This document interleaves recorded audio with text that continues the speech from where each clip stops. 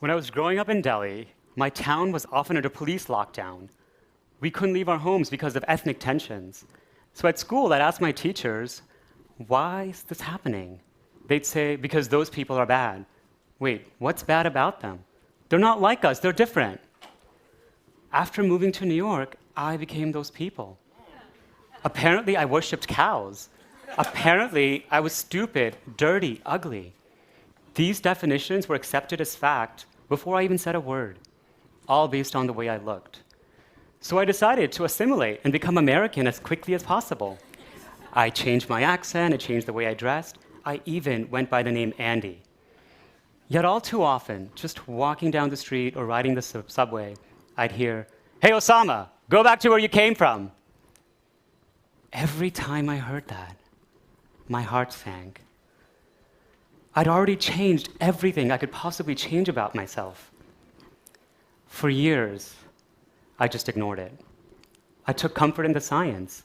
When I was in high school, the Human Genome Project proved that race is a story, that people are 99.9% genetically identical, regardless of what we look like. But emotionally, I began to feel disconnected from my peers and the country I now called my own. Over time, I just couldn't imagine living this way. So 8 years ago, I found myself on the ledge of my 18th floor window, contemplating jumping off. As I stood there, looking at the teeny tiny cars below, I had a flash of insight. The stereotypes people reduce me to are just ideas. They're not true. I realized people aren't seeing me. Anurag, entrepreneur, lawyer. People are seeing ideas of me. And it was those ideas that kept me depressed and paranoid all these years. And I realized I wasn't alone. I don't want to live in a world where we live in ideas of one another. I want to live in a world where we live in the presence of one another, the real people. This is why I've committed my life to breaking bias. Hi, my name is Anu Gupta, and I'm the author of Breaking Bias with a foreword by His Holiness the Dalai Lama. And I'm also the founder of Be More with Anu, an ed tech company that trains individuals and organizations in building belonging within workplaces and communities. I guess let's start with that, which is it's pretty unusual for a book to have a foreword by the Dalai Lama. Indeed. That must be a big honor. And also, how did that come about? Yeah, I feel like it's a spiritual shield for this work. You know, we're living in these quite uncertain times where there's just such rise of polarization and division, not just in the US, but around the world. And I think His Holiness, after he read the book, really felt that and the potential of this book. And he wanted to lend his name to this work. Because like him, I believe that the 21st century isn't just about technological innovation. It's really about inner development, particularly development of warm-heartedness and other tools that I talk a lot about in the book. It is not a moment in the world, especially politically, where it feels like warm-heartedness or diversity, equity, and inclusion they don't have, let's put it, the winds behind them. Yeah. The wind is not in the sails of those concepts at the moment right now. So how do you adjust to going from a time where there was kind of broad cultural support for these ideas to now broad cultural repression of these ideas? I think what's been a real gift for me, particularly like using the mindfulness and the Buddhist mind sciences and the neuroscience, is that the gift of time. This work of breaking bias, it's really about deep time and the evolution of human consciousness. I look at it that way. I'm also really aware of history and where our species has been, not just 100 years ago, but 1,000 years ago, 10,000 years ago. So knowing that deep time really gives me comfort that this is how we become better humans. Breaking bias is not just a path that's rooted in social justice or fairness. It's really a path to more profitability, to success, to belonging, to healing, and so many other things. So your book, Breaking Bias, one of the things that I think is so interesting about this is that instead of it just being looking at bias and how to be more inclusive instead of just looking at that in a kind of narrow framework of what do we do right now. I mean, you quite literally go back millions of years. Yeah. We're talking about like the geological formation of the earth, which is not what I expected from a book about bias. Yeah. It's interesting, right? Because when we think about bias, really think about our relationships with each other as human beings, is that we have to also shift our relationship with nature, with the living earth, with what's known as more than human beings, animals, birds, fish, insects, the whole ecology of things. And we're living through a time of the Anthropocene, right, where human beings have become so powerful that we have caused so much destruction to ecology. So I think for me, when I think about bias, of course we think about racism, sexism, anti-Semitism, Islamophobia, transphobia, and the standard human-based biases. But I think we also have to include biophobia, like deep hatred of the earth, the need to dominate the earth, speciesism. What about the other beings with whom we share this planet? And I think for me, going back into geological time and just seeing how we as a species have evolved has really been helpful to really think about all these other living beings as our kin, and how breaking bias isn't just something that will enhance human relationships, but it's really the root cause or root solution to every single problem we face individually, locally, and globally, whether it's climate change or ecological destructions or, of course, polarization, misinformation, breakdown of democracy. Bias is really the building block of all these challenges. You've come to this work because of who you are and your background. Tell me about that. What is the personal history that brings you to this? I am an immigrant to the United States. My family moved to the US when I was 10 years old. A lot of the slurs became directed at me for being a heathen, being a pagan, being a terrorist. After 9/11, I was in New York City and I would just have people call me Osama bin Laden on the street and ask me to go back to where I came from. As a young person, I didn't know how to deal with any of these things. These things weren't sexy to talk about, so I would just repress them. I would just be like, okay, well, I'll just ignore them. They're just ignorant, and go about my way. And the way I thought I could really succeed in this new home of mine was just, to excel academically, professionally, which I did. I went to college, I went to grad school at Cambridge, graduating top of my class, then went off to law school. And throughout this time, I was kind of following the thread of, what is this thing called bias? Why are people cruel to one another just for no other reason than their being? And it was in law school. I went to law school to study human rights law, civil rights law, and we're studying like all of the case law that has made us who we are, civil rights legislation, international human rights norms. But whenever I would talk about my own experiences with bias, I would just meet, dead silence, awkward pauses, and oftentimes gaslighting, basically denial of my own emotions. So I was a young, 20-something-year-old person and never been to therapy, had never done any kind of healing work. I was just in my head. And I started believing that, maybe everything what people are saying about me is true. So it wasn't just the societal narratives about my humanity because of my intersectional identities, but it was actually my own understanding of who I was, because I was trying to go away from being brown, being an immigrant, being gay. I was still closeted. And it was actually right before the second year of my law school, I found myself on the ledge of my 18th floor window about to jump off. And the interesting thing about that night is I did jump. But I have no explanation for this, but for the grace of God, I'm alive, because instead of falling forward, I fell backwards into my apartment. And within that moment, I just thought to call a friend, another queer Asian American person, and who lived quite far away from me. If you all know New York, I was in Midtown and she lived in Harlem, but she happened to be walking on my block that very moment. She just took the elevator up to the 18th floor, sat in my apartment for hours. And the next day I began my own breaking bias journey. I was like, whoa, I can't believe I was almost not going to exist. And I think it was, for me, the journey really began with my own self. My nervous system, my body, my brain, my emotions were the lab. And I basically went after so many different technologies, ancient technologies, modern technologies, talk therapies, somatic-based therapies, just to see, what is this thing? Why do I believe all these stories about myself? And I wanted to understand where these stories came from. Stories about being wrong because I'm gay, stories about, being inferior because I'm Indian or I'm brown or my family is Hindu or Buddhist and not Christian, stories about being wealthy or poor, where did these stories come from? And that's where I think my journey really began. I was working as a lawyer after law school, working on issues of racial and gender equity, really passionate about trying to use root cause analysis to understand a lot of these systemic problems. Oftentimes you think about systemic racism or patriarchy or misogyny. What is the cause of that? And you get really cerebral answers. And I wanted to get to the root of it. Like, how do I explain this to my 6-year-old niece, who's experiencing this herself? And that's how I came to understand that, this work is really about inner development.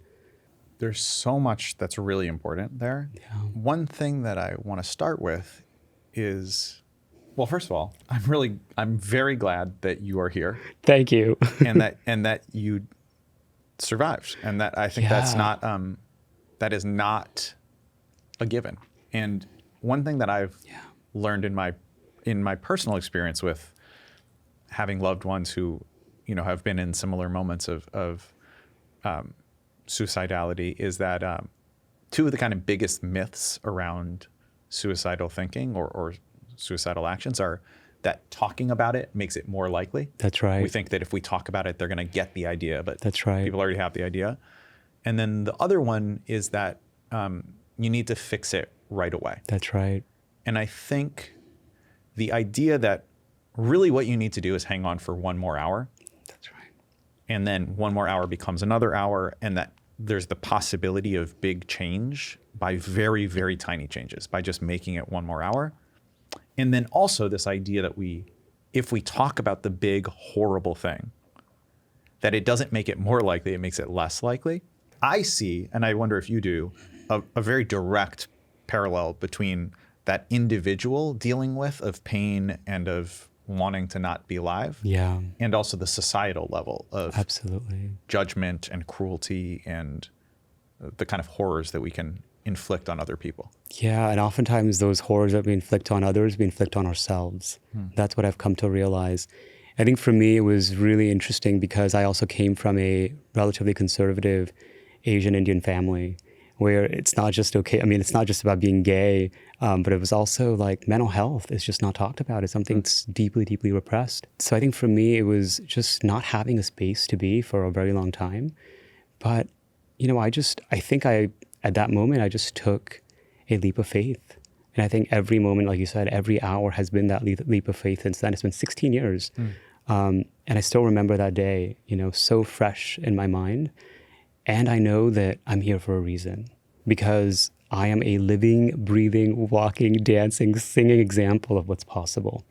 Because the technologies that are going to help us to overcome that self-loathing, that depression, that chronic stress, that anxiety, the loneliness, it's just so pervasive in our society right now. They've been with us for thousands of years. Our neuroscientists in the last couple of decades have given it new names. They have given us evidence that they work at the neural level, at the somatic level, at the emotional level.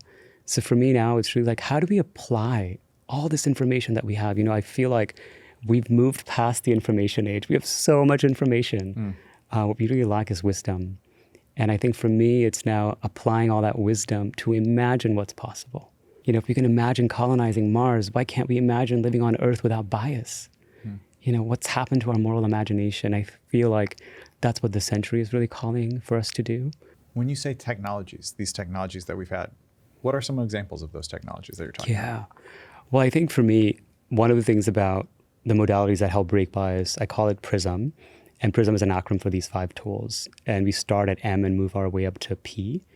And it's really a mindfulness-based, somatically informed practice. So we start with mindfulness, which is just present moment awareness. Just noticing what happens, one after another, whether it's our breath, whether it's our thought, whether it's our emotions, but especially our body sensations. Bias really lives in the body. And we can't really begin to belong in the body until we heal that in our bodies.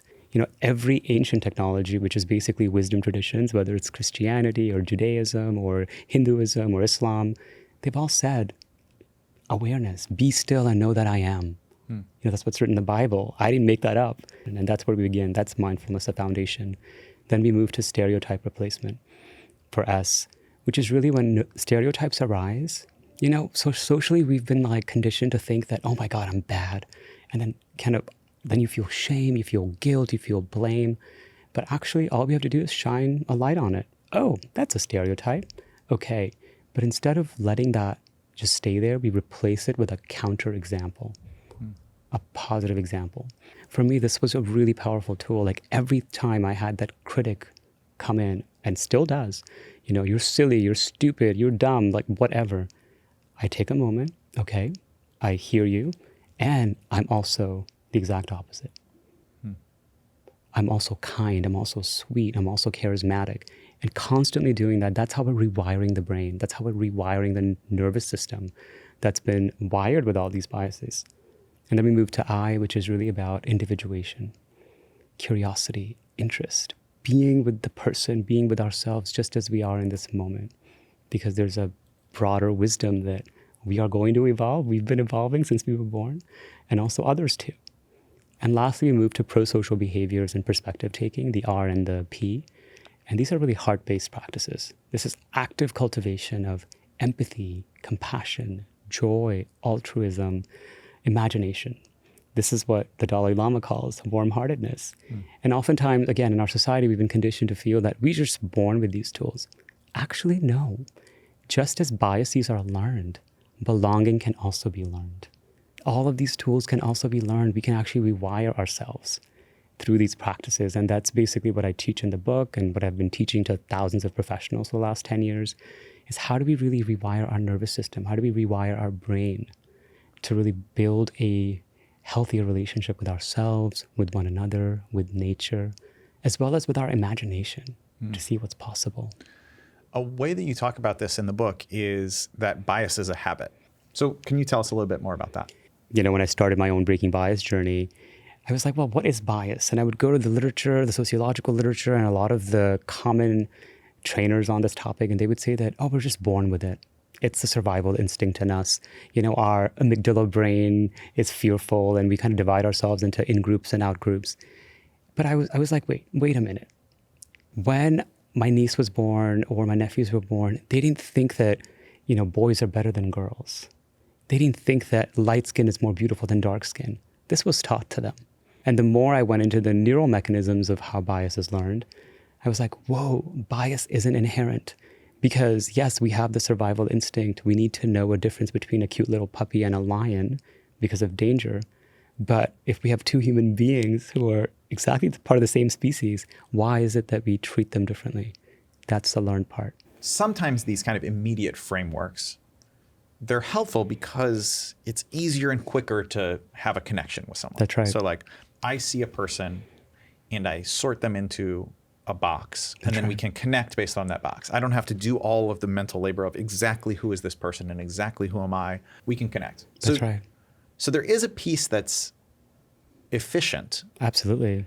I guess what I'm saying is if you were to walk down the street truly see every individual you passed as an individual, I don't think you would ever be able to move from point A to point B. Yeah. And yet, what we don't want to do is go so far the other way that we don't see the humanness of the people who we're walking past on the street. So how do you find the balance between those two? That's right. So the way I define bias is it's a learned habit that distorts how we perceive, reason, remember, and make decisions. So I think that last portion about making decisions is really essential and important. Most people who walk down the street, of course, we have our own preferences, but it's not really bias. It's just like, oh yeah, judgments will arise. We just notice the judgments, we're aware of them, but we're not making any decisions toward them. For me, it becomes nefarious when you're a doctor and you're making decisions around the types of medications you're going to prescribe or diagnosing a treatment and creating a treatment plan for them. If you're a teacher, disciplining students, if you're a hiring manager, hiring certain people, you're making decisions that affect other people's livelihoods. And those micro decisions then aggregate at an institutional level, at a systemic level, into disparities, into inequities, inequalities, and so much human suffering. We've seen it, with police violence in the US, for example, or other countries around the world, whether it's France or Germany. What's happening in the nervous system of those police officers? Why is it that they see the phenotype of a certain person, black or brown skin, and then suddenly they feel fear? So that fear is stored in the body, and they haven't been trained So that's what I'm really talking about when it comes to breaking bias. It's really a disconnection from ourselves and one another. And we're basically unregulated in our nervous systems. And what the Prism tools really help us do is really regulate our bodies. You and I share that we both taught English in South Korea. Yeah. Which is wonderful. It was a great experience. I loved being there. I know you loved being there too. And you talk about how you recognized in yourself that often if you encountered someone who was of Korean ancestry or was South Korean, that you would try and find a way to immediately talk to them about this experience. Yeah. And what I like about how you did it in the book is you said, like, there's nothing inherently wrong with this. But what you realize is that you're not really seeing the wholeness of this person. Yeah. You're just like, oh, here's an opportunity for me to connect on their Koreanness. Yeah. And as soon as I read that, I was like, wow, that is 100%, like not even the kind of thing I've done, but like exactly the thing where I'm like, oh, you're from Korea. I lived in Suwon. Let's talk about that. And I wonder if you can talk a little bit more about the nuance of this. One of the things that you said, I mean, there's so much to unpack there, but I do think that the cultural narratives around, branding people and canceling people are incredibly unskillful. They're incredibly unwholesome because they keep us in a cycle of shame.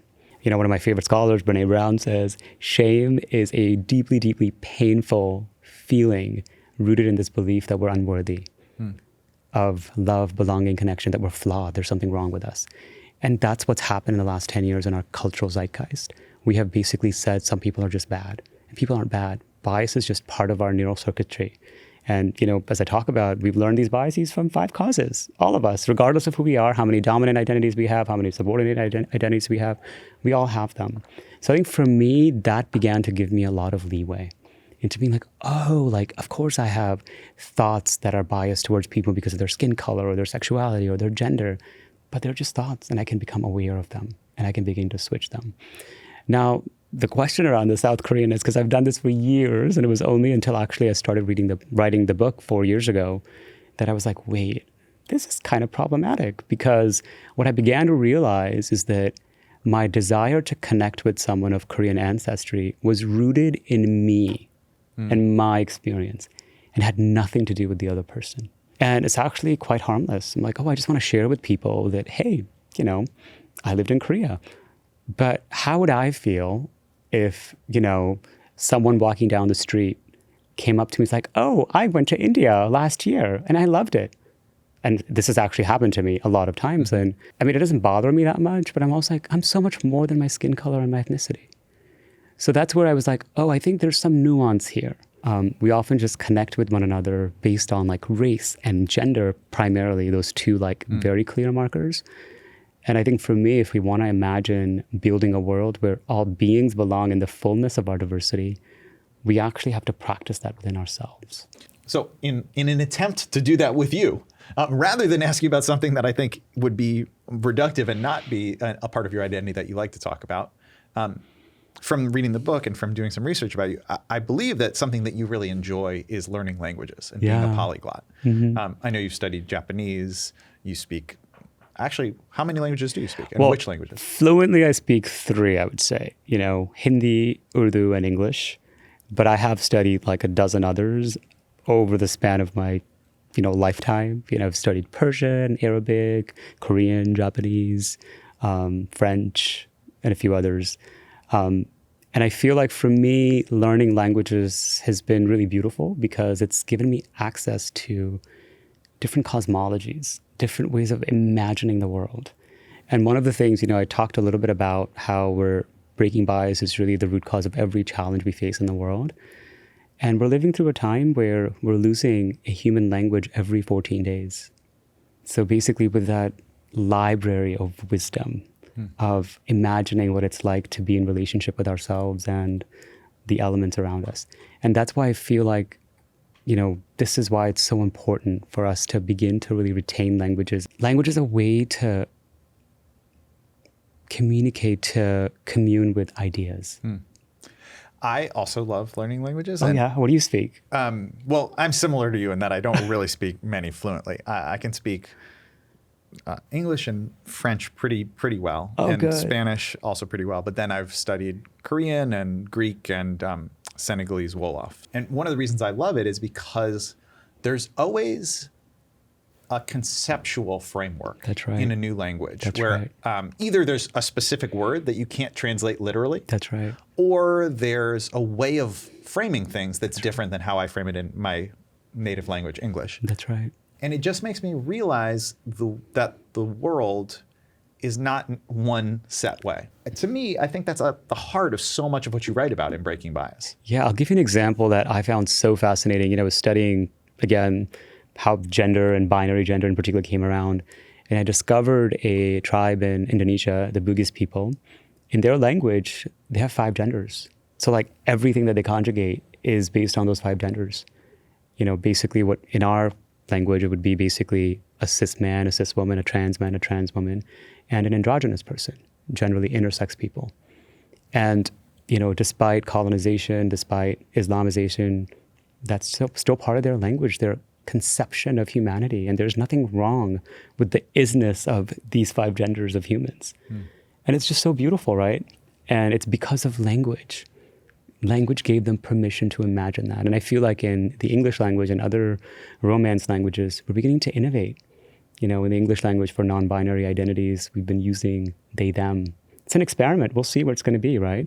But it's allowed so many humans finally to feel like they belong in the way they communicate and conceptualize their existence. And that's really the beauty of language. Okay, so with this idea that there's language and nuance, a moment that really struck me is you talk a lot about your personal story. You also talk about your family. And you have this nuance even within the same person. Yeah. And so you have these 2 interactions that you write about very movingly with your grandmother. One is where she's kind of quite aggressively tells you to not dance like a girl. That's right. And you feel really shut down. But then there's this other time where she explains to you the cultural idea that there's a vastness of gender, That's right. that there's just one spirit that puts on many different Clothes. Yeah. And I think the fact that it's the same person who gave you both of those interactions That's right. is quite revealing about like the nature of people in the ways that we have these biases too. And it's kind of drilled, you know, for me, making sense of that was really because I began to look at her and her humanity and how bias was drilled into her, particularly bias toward herself as a woman. She's no longer with us, but she was married off when she was in the 4th grade. I think she was 13 years old. And then she started having children at 15. And a lifetime of being othered, someone who was so wise, so smart, but just wasn't given any opportunity for no other reason than her body parts, right? Because she was born a girl, because she was born a woman in a conservative Indian society. You know, again, she went back to her ancient wisdom, right? Her spiritual wisdom, which basically says that Shiva Shakti, that's her idea of yin yang, that all human beings have these 2 energies, you know, masculine and the feminine. And for me, that really came up when I was a young boy. I started noticing the 3rd gender in Indian society, what are known as kinnars or hijras. These are generally intersex people or, you know, people who are born as men but feel like they're women, so trans women. And they live as women. And I was like, wait, how is it that men can dress like women? And this was, I think, coming from a deep curiosity within myself because I couldn't explain my sexuality at that time. And I was like, is it okay for them to dress like a woman? And she was like, yeah, of course, because that's the energy that's predominant in them. But that same woman also, like you said, you know, I remember dancing to a Bollywood song as like a 6 or 7-year-old in front of some of her guests. And she took me aside and really like told me that I will never dance like that over her dead body until she dies. And I never did. She was really attached to a story that was drilled into her through a lifetime of experiences of a binary gender. You know, boys must be men and girls must be women, and they have very, very specific roles that they play in society. And then policies. And that's what she taught me, Samaj ke niyam hai, which basically means the rules in society. And these rules were really about our bodies and our identities. And that's how she kind of justified everything. And then again, the way each of us learns these biases is through social contact. You know, the environments that we're in, whether it's built environments or virtual environments, our trusted spheres of influence, education, what we learn in school, what we don't learn in school, a lot of misinformation there, and then media. So I think for me, it was like, whoa, like it was just in front of me all this time. I wonder, for people who are listening right now, well, I guess I want to ask about both camps. Yeah. Let's start with the people who are listening who are inclined towards this. Yeah. Who they believe what you're saying, this resonates with them, that they kind of feel like naturally drawn towards all of these things. There's not a lot of resistance. What can they do to create more of this kind of breaking of bias in the world and in themselves? Yeah, I think it's a beautiful question. And I feel like for me, systems don't change until people do, and people don't change until our consciousness does. So it's really about shifting our mindsets. And what I found really helpful is a contemplative practice. And it's really, again, taking the attention from external stimuli inward to begin to notice our own bodies, to notice our minds, notice what's happening in our minds, how we're treating ourselves and others in the intimacy of our homes. And I think folks for whom this resonates are those people. They're contemplatives, they're mystics. They feel like they're connected not just to one another as humans, to themselves, but also with nature, with the living earth, with the elements. And they're living more holistically, in their body, what I call neck down as well. What about what do you say to the people who are like, I'm inclined against this, I feel strongly against this? So I think for me, it's kind of finding a middle ground. So certainly people who are craving this are going to be readers. So it's like the 20-60-20 rule. And then I'm really going after those 60% in the middle who are indifferent, who just don't know, but they can be persuaded. And for me, those of them who are more inclined to rational thinking, who like the sciences, I'm just extending an invitation. Hey, let's just try this. Be a scientist of your own experience. Try these tools. Try doing loving kindness every day for a week toward yourself. See how you feel, and then make a decision. Right now, I'm not inclined to go after the people that are opposed to this because, I feel, again, being rooted in my own ancient lineages, that our goal right now is to really build critical mass. So we are basically, for me, I'm building critical mass to get to that tipping point. And once we reach that tipping point, the people that are, they just don't find this appealing at all, or they're averse to it, they'll begin to notice things around them shifting. Their partners are acting a certain way, their kids are acting a certain way, their coworkers are acting a certain way, they're hearing different messages in their church. They're like, whoa, there must be something to this. You think of them as like Luddites who like finally give in, right? People that were like, oh, I don't want a phone, but eventually they got a phone. Oh, I don't want to get any apps. Oh, eventually they got apps. And we're seeing this right now. I don't want to get on ChatGPT. And slowly, they'll adopt onto it. And of course, there are people that'll resist until their last breath, which is okay. That's their choice. But for me, I think folks that are not willing to even try it I would just say that they're living from a very limited sense of who they are. Look, I know this sounds like the most patronizing, condescending thing I could possibly say, but I do genuinely feel like it makes me sad to think about it, because often the people who reject love and kindness the most are the ones who also need it the most. That's right. And so I think that the way you just framed it, of if we create a world where love and kindness are not rare luxury commodities. That's right. Where they are more common. Yeah. Everyone benefits, and even the people who believe themselves to be the most actively opposed to it will benefit as well, and they'll see that slowly over time. Yeah. It's like I think about, there was this one time when I was teaching actually, and I used to call my students dear ones too. What's up, dear? And one angsty teenager is like, I am not your dear. Don't call me dear. I'm like, great. You don't feel like my dear right now, and that's okay. You're allowed to have your feelings, but to me, you'll always be dear, regardless of what you do. For me personally, unlearning some of these ideas about what is natural has been really helpful. I was interviewing a scientist who studies bonobos, the primate. That's right. And something that this scientist told me, which I've thought about so much since I learned it, is she said that we are just as closely related to bonobos as we are to chimpanzees. We're very, very closely related to both of them. However, chimpanzees have in the wild quite a violent society. There's a lot of war and fighting in chimpanzees. Bonobos are a society run by the females. That's right. And the way that they solve crimes is by making love to each other. So they have a society that the way they solve problems is through love. And chimpanzees have a society that is much more anger and violence based.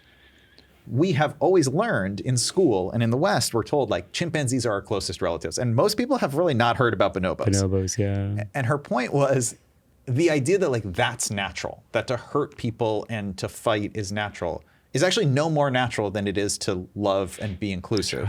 That's right. But there's the narrative and the cultural history of what we're told about that. And I just cannot stop thinking about that since I learned that. This idea that like, there's no reason why we wouldn't learn that it's actually just as natural to be a bonobo than to be a chimpanzee. I think that goes to some of the assumptions that I think come out through Prism. That's right. And the science is showing that actually it's more natural to be compassionate, to be kind, to be forgiving.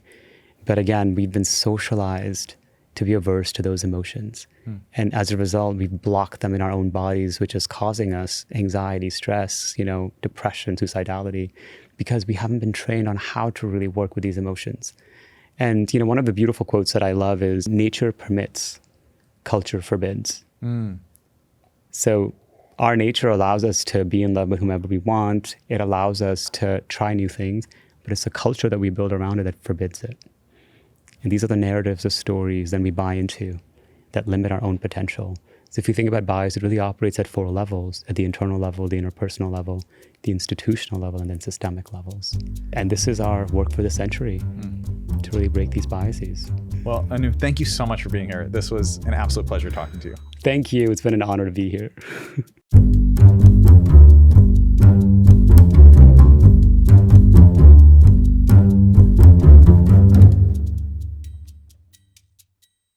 Hi, everyone. I hope you enjoyed this episode of How to Be a Better Human. Before you go, please click the like and subscribe button to get alerts on inspiring TED Talks and interviews. You can also head over to TED's own podcast channel, the TED Audio Collective, where we publish even more video podcasts. Thank you so much and hope to see you soon.